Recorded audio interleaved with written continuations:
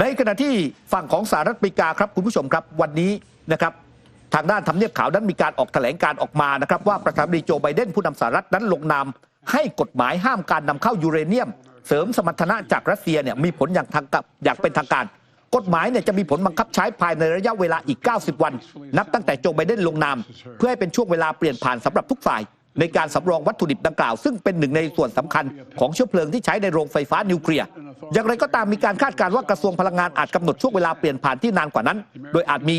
การอนุญาตนำเข้ายูเรเนียมเสริมสมรรถนะจากรัสเซียไปจนถึงปี 2570 นะครับขณะเดียวกันนั้นกฎหมายระบุเกี่ยวกับการจัดสรรงบประมาณฉุกเฉิน 2,700 ล้านดอลลาร์สหรัฐหรือว่าราวๆ 99,400 ล้านบาทนะครับเพื่อสนับสนุนอุตสาหกรรมยูเรเนียมของสหรัฐโดยมีการยกยอดงบประมาณจากกฎหมายฉบับก่อนหน้าสหรัฐนั้นก็จะเพิ่มการลงทุนร่วมกับพันธมิตรในเรื่องนี้ด้วยได้แก่แคนาดาฝรั่งเศสอังกฤษแล้วก็ญี่ปุ่นปัจจุบันนั้นรัสเซียเป็นประเทศผู้ส่งออกยูเรเนียมเสริมสมรรถนะรายใหญ่ที่สุดของโลกและ 24% ของยูเรเนียมเสริมสมรรถนะที่ใช้ในสหรัฐอเมริกานั้นเป็นการนำเข้ามาจากรัสเซียนี่ฮะคุณผู้ชมเห็นได้ชัดเจนนะฮะเกลียดตัวกินไข่เกลียดปลาไหลกินน้ำแกงนะฮะวันนี้เนี่ยนะคุณคว่ำบาตรเขาหมดทุกอย่างเลยนะแต่เรื่องของแร่ยูเรเนียมเสริมสมรรถนะใช้ในโรงงานไฟฟ้าต่างๆเนี่ยยังไม่คว่ำบาตรนะยังไม่คว่ำบาตรแล้วนี่บอกว่าเมื่อลงนามบังคับใช้เนี่ยว่าจะไม่ให้นำเข้าแล้วนะฮะจะมีผลต่อไปอีก90วันแต่นะฮะยังมีแต่อีกบอกว่าคาดว่าจะเลื่อนต่อไปจนถึงปี 2570 ก็คือหมายความว่ายังอยากนำเข้าจากรัสเซียอยู่นั่นแหละนะเหมือนเวลาซื้อสินค้าบางทีก็ซื้อมาจากประเทศที่3นะที่ไม่ได้มีการเรื่องของการแบนรัสเซียนะคะอีกประเด็นเรื่องหนึ่งที่ทำเนียบขาวได้มีการเปิดเผยเนี่ยแล้วก็เป็นการสั่งให้บริษัทขุดคริปโตเคอเรนซีสัญชาติจีนที่ชื่อว่า My One Partner Limited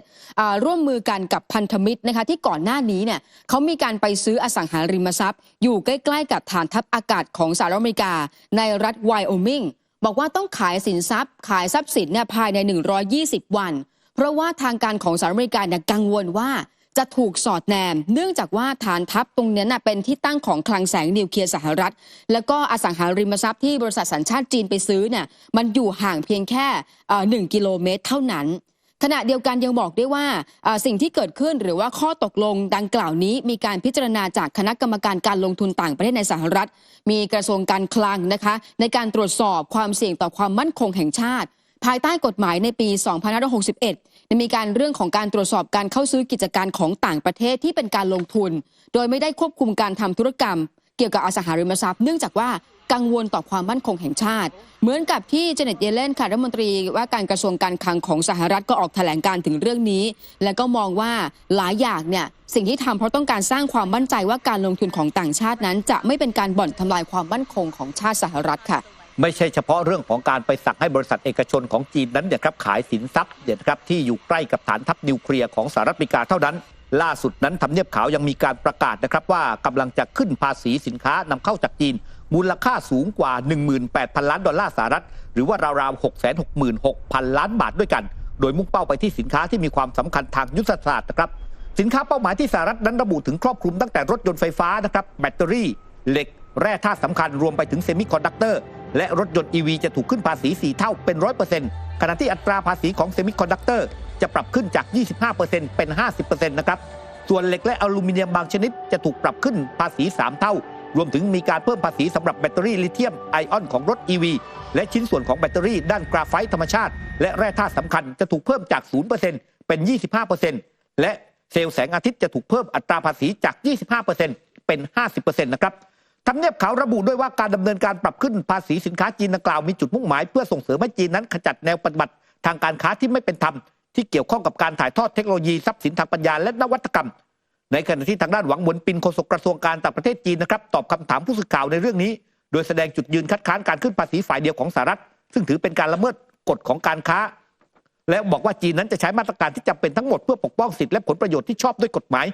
เรื่องดังกล่าวเกิดขึ้นหลังจากที่กรณีมีการทบทวนอัตราภาษีระหว่างการเปิดสงครามการค้าระหว่างสหรัฐกับจีนในสมัยประธานาธิบดีโดนัลด์ทรัมป์ที่ได้มีการประกาศเรียกเก็บภาษีสินค้าราว300,000 ล้านดอลลาร์สหรัฐจากจีน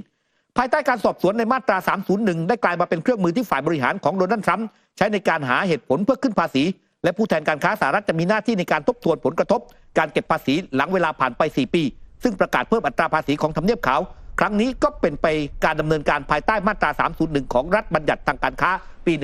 1974 ครับ คุณผู้ชมนะคะไปดูอีกหนึ่งความเคลื่อนไหวของจีนนะคะโดยเฉพาะบริษัทอากาศยานพาณิชย์แห่งประเทศจีนที่ตอนนี้เนี่ยเขาเตรียมที่จะออกแบบเครื่องบินชนิดลำตัวกว้างรุ่นใหม่ภายใต้ที่ชื่อว่า C939 นะคะซึ่งเขาคาดการณ์ว่าจะเป็นเวอร์ชั่นขนาดใหญ่กว่าของ C929 ก่อนหน้านี้จะเห็นรัฐบาลจีนเนี่ยมีการทุ่มเรื่องของเม็ดเงินต่างๆเนี่ยในการที่จะผลักดันออกแบบเรื่องของเครื่องบินพาณิชย์ในการใช้งานในประเทศเพราะว่าหวังว่าจะมาเป็นเจ้าตลาดการบินเนี่ยแทน Boeing หรือว่า Airbus นะคะแม้ว่า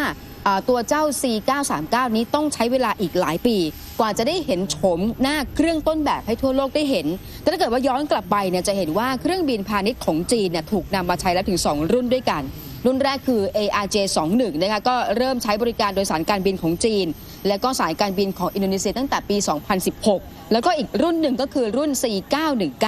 อันนี้เป็นเครื่องบินทางเดินเดี่ยวเริ่มให้บริการไปเดือนพฤษภาคมปีที่แล้วแล้วก็ผ่านกระบวนการรับรองความปลอดภัยเฉพาะในจีนเท่านั้นแต่ว่าไม่พอค่ะตอนนี้เขายังมีการเตรียมขยายโรงผลิตเครื่องบิน C919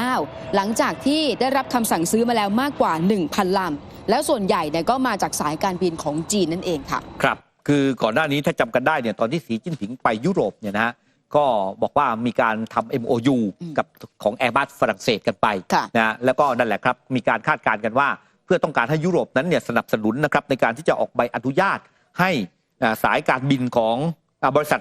การบินของจีนนั้นเนี่ยครับหรือว่าอากาศยานพาณิชย์แห่งประเทศจีนที่เรียกกันว่าโคแม็กเนี่ยนะครับสามารถที่จะบินเข้ายุโรปได้ถ้าเป็นแบบนั้นเนี่ยสายการบินยุโรปก็สามารถที่จะมาสั่งซื้อเครื่องบินพาณิชย์ของจีนได้ด้วยเช่นเดียวกันนะคงจะต้องรอดูกันต่อไปนะครับคุณผู้ชมครับวันนี้เราไปดูข่าวนี้กันหน่อยนะครับเพื่อที่จะ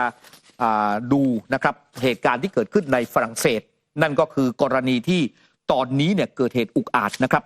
นั่นก็คือมีทางด้านเจ้าหน้าที่เนี่ยนะครับคุณผู้ชมครับตอนนี้เขาต้องไล่ล่านะฮะเนื่องจากว่ามือปืนเนี่ยไปสังหารผู้คุมในเรือนจำนะครับเหตุการณ์ที่เกิดขึ้นนั้นเนี่ยเป็นเหตุการณ์ทำร้ายเจ้าหน้าที่เพื่อแย่งชิงตัวนักโทษนะครับเกิดขึ้นที่ด่านเก็บเงินในอินคาวิลภูมิภาคยูเรทางตอนเหนือของฝรั่งเศสเมื่อเวลาประมาณ 9 นาฬิกาของวันนี้นะครับคุณผู้ชมครับเป็นการโจมตีที่มีการเตรียมการเอาไว้ก่อนขณะที่นักโทษเนี่ยไม่ได้มีการเปิดเผยชื่อกับผู้ก่อเหตุเนี่ยหลบหนีไปได้พร้อมทั้งระบุด้วยว่าเรื่องที่เกิดขึ้นนั้นเป็นความรุนแรงที่เกี่ยวข้องกับยาเสพติดที่เพิ่มขึ้นทั่วทั้งยุโรปเจราลรามาแดงนะครับรัฐมนตรีว่าการกระทรวงมหาดไทยของฝรั่งเศสนั้นเนี่ยบอกว่าเกิดการปฏิบัติการไล่ล่าครั้งใหญ่เริ่มต้นขึ้นโดยจะใช้ทุกวิธีทางเพื่อล่าอาชญากรเหล่านี้ด้วยการระดมเจ้าหน้าที่ตำรวจและทหารหลายร้อยคนนะครับเอริกคูปองมอเรสติรัฐมนตรียุติธรรมฝรั่งเศสก็บอกว่าเจ้าหน้าที่2 รายได้รับบาดเจ็บมีอาการสาหัสแต่เราจะทำทุกอย่างเพื่อค้นหาผู้ก่ออาชญากรรมที่ชั่วช้านี้ชีวิตของคนพวกนี้ไม่ได้มีความหมายอะไรพวกเขาจะถูกจับกุมพิพากษาและลงโทษในอาชญากรรมที่พวกเขาก่อขึ้นมีการเผยแพร่ภาพถ่ายบนโซเชียลมีเดียนะครับแสดงให้เห็นชาย2 คนเนี่ยสวมหมวกไหมพรมถือปืนไรเฟิลวนเวียนอยู่ใกล้กับรถ SUV ที่ถูกไฟไหม้โดยรถ SUV คันดังกล่าวได้พุ่งเข้าชนด้านหน้ารถตู้ของเรือนจำนะครับขณะที่สื่อมวลชนท้องถิ่นระบุว่านักโทษที่ได้รับการช่วยเหลือโดยมือปืนในครั้งนี้คือทางด้านโมฮัมเหม็ดอายุ30 ปีเท่านั้นเองครับโดยบอกว่าชายผู้นี้เนี่ยต้องสงสัยว่ามีการฆาตกรรมนะครับในมาร์เซย์และมีการเกี่ยวข้องกับแก๊งคนผิวดำที่มีอิทธิพลของเมืองด้วยอาชญากรรมเกี่ยวกับยาเสพติดแพร่กระจายไปทั่วทั้งยุโรปนะครับซึ่งท่วมท้นไปด้วยโคเคนในช่วงไม่กี่ปีที่ผ่านมาโดยเฉพาะเนี่ยในมาร์เซย์ของฝรั่งเศสนั้นเป็นศูนย์กลางของความรุนแรงของกลุ่มอาชญากรรมแล้วก็มักมีสงครามที่รุนแรงระหว่างกลุ่มต่างๆเกิดขึ้นนะนี่เป็นการเรียกว่าเป็นการเขาเรียกว่าชิงนักโทษนะชิงนักโทษคือตำรวจนั้นเนี่ยควบคุมตัวนักโทษมาเนี่ยนะจะนำไปส่งเรือนจำเห็นไหมฮะพอผ่านด่านเก็บเงินคือมันต้องชะลอเพื่อจ่ายเงินไงชำระเงินเนี่ยนะก็เรียกว่าเอารถเนี่ยมาขวางแล้วก็ชิงตัวไปเลยนะยิงเจ้าหน้าที่ผู้ขับรถด้วยเจ้าหน้าที่เรือนจำด้วยนะตอนนี้ต้องระดมทั้งตำรวจทหาร